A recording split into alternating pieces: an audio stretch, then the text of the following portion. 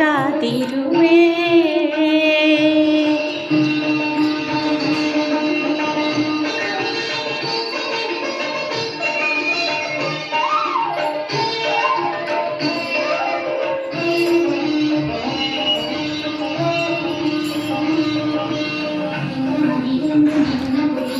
ಬಂದು ಸ್ಥಿರವಾಗಿ ನೆಲೆಸು,